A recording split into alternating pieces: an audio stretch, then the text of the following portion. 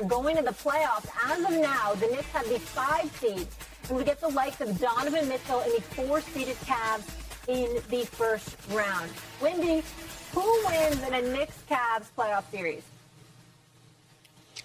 I think the Cavs do, but I think this has got 6 or 7 written all over it. The reason I say the Cavs is because their top-end talent is a little bit better than the Knicks. And in a close playoff series, I always default to that. Donovan Mitchell has been absolutely gearing up. The one thing the Cavs have been able to do over the last 3 or 4 weeks, they've known that they're going to be in the playoffs. They haven't had to mess around. J.B. Bickerstaff, their coach, has been playing their guys playoff-level minutes. And Donovan Mitchell, he was bothered by some injuries around midseason, around the All-Star break. He's had 3 straight 40-point games. He looks spectacular. Evan Mobley continues to be very impressive on the defensive end of the court. Jared Allen has been dealing with a couple of nagging injuries, but I think you're headed for a tremendous showdown between Donovan Mitchell and Jalen Brunson. We saw it on Friday night in Cleveland, where Jalen Brunson put up 48 on the Cavs, in best defense in the league throughout the season, and Donovan answered with 40 of his own. We're going to have some terrific games. The one thing that if you're looking for the Knicks, they're 3-1 against the Cavs this season. The only time the Cavs beat them was way back in October in a night when Kevin Love hit 8 3-pointers. It was an abnormal game for this season. The Knicks front line is not as talented as the Cavs front line, especially with some uncertainty about Julius Randle. Now, I know he's going to be there. The guy doesn't miss games. I just don't know where that ankle is going to be when he gets there. He was still wearing a boot in games when he was on the sideline over the weekend. But the Knicks bench is way better than the Cavs. The last 2 times they played, Emmanuel Quickley and the guys who he comes off the bench with thrashed the Cavs bench, embarrassed them. The reason the Knicks won that game last Friday was Jalen's 48, but also because the Knicks bench killed the Cavs. And so that's an advantage for the Knicks. But typically benches are less important in the postseason. Stephen A., I think this is going to be a great series. To me, it's the only series in the East that's going to hold attention in those first 10, 12 days of the playoffs. The guy doesn't miss games. I just don't know where that ankle is going to be when he gets there. He was still wearing a boot in games when he was on the sideline over the weekend. But the Knicks bench is way better than the Cavs. The last 2 times they played, Emmanuel Quickley and the guys who he comes off the bench with thrashed the Cavs bench, embarrassed them. The reason the Knicks won that game last Friday was Jalen's 48, but also because the Knicks bench killed the Cavs. And so that's an advantage for the Knicks. But typically benches are less important in the postseason. Stephen A., I think this is going to be a great series. To me, it's the only series in the East that's going to hold attention in those first 10, 12 days of the playoffs. And to me, it's going to be a prime-time event starting next weekend. I personally disagree with you on that. I think that if the Suns end up playing the Warriors in the first round, that is going to be even more compelling than the Knicks-Cavs. But I do agree with you. I think this Knicks-Cavs series is meant for 7 games. I can see the Knicks having to go into Cleveland, Ohio, and win a Game 7 against Donovan Mitchell. I don't like those chances, but I ain't betting against my Knicks. I'm not betting. Orange and blue skies, baby. Orange and blue skies. Let me tell you something right now. They better not lose. They better not lose to Donovan Mitchell. I've said it before. I'm not joking.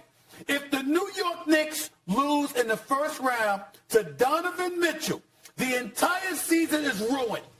Ruined. I don't care what anybody says. I have said this to Knicks fans. I have said this to the Knicks organization. I have said this to Knicks players. And damn it, I mean it. They had Donovan Mitchell. You know it. Woj knows it. The New York Knicks playing possum. Danny Ainge told them, we got a deal on the table for Cleveland. What you do? You tried to call Danny Ainge bluff. Danny Ainge, of all people. Danny Ainge, who was already irritated with you because you showed up for a playoff game in Dallas, between Dallas and Utah, acting like you was recruit for Kentucky with everybody in attendance taking them off. Okay? This is what you did. All right? And as a result, Donovan Mitchell had his bags packed, was looking forward to going home to New York. We were going to have a star, a bona fide star at the Garden. And Leon Rose, God bless him because he's done a good job otherwise, a damn good job otherwise. But with Donovan Mitchell, he blew it. And so here it is. You can't have that dude who was looking forward to wanting to wear a New York Knicks uniform, and you messed it up, and he's in a Cleveland Cavaliers uniform, and you are going to let him send you home? That cannot happen. I'm looking at Grimes. I'm looking at Emmanuel Quickly. I'm looking at Obi Toppin. I'm looking at Brunson. I'm looking at all of them. Julius Randle is going to come back, plays at 100 miles an hour, uses his streak, sometimes too physical. I hope he's back ready. They better not lose. I'm picking the Knicks in 7 to win that series. But I ain't going to lie to you. It's emotional. Let me tell you something. They better not lose. They better not lose to Donovan Mitchell. They better not lose to Donovan Mitchell. And I love Donovan Mitchell. He was supposed to be a Knick. He should have been a Knick. Okay. They better not. Ooh, they better. All right. Ooh, they better not lose. Hey, you know who didn't lose? UConn Huskies won the first 3 games of this 5-game road trip and could tie their longest win streak of any kind since the season with a win tonight and tomorrow night. Brian Windhorst, where are you? Serious question right now. Let's get to business. What's at stake for the Lakers in this final stretch? Their season is really at stake because right now there's a 3-way tie essentially for 5th place because everyone's tied in the loss column. The Lakers have the most games, including this back-to-back tonight and tomorrow. It's vital. Now, what I believe is these are the most important games the Lakers have played since they were in the 2020 finals. Now, the Lakers fans would say, wait a minute, what about the 2021 playoffs against the Suns? Lakers fans still believe that if Anthony Davis hadn't gotten hurt in that series, that they would have won it and that they might have gone to the finals. I don't believe that. The Suns were the number 2 seed. The Lakers were the number 7 seed. I think the Suns win that. But if you want to debate with me on that, that's fine. The point is these games are very big, particularly tomorrow's game against the Clippers. They are out of position against the Clippers in the tiebreak. You want to know why? Because they haven't beaten the Clippers in years. They haven't beaten the Clippers, I think 10 in a row the Clippers have won against them. So they have got to show that they can beat the Clippers more than anything.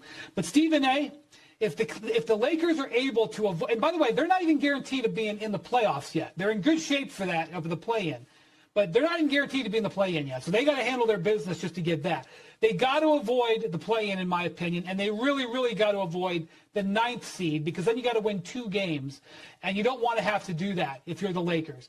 If they can do this, this is not your older brother's Western Conference. This is not when the Warriors had 73 wins and in their prime, Durant and Westbrook were on the Thunder right behind them, and there are a bunch of other teams with 50 wins, and you had to get 48 wins to get in the playoffs. This is a parity, weakness-laden Western Conference. Every single team has something that you can exploit, which is what LeBron James smells. And if you look at the Lakers, if you want to look at them as a team that's 40-38, you can. And that's their record. And you want to say that's what Bill Parcells said, your record is what it is, that's fine. But this is not a 40-38 team.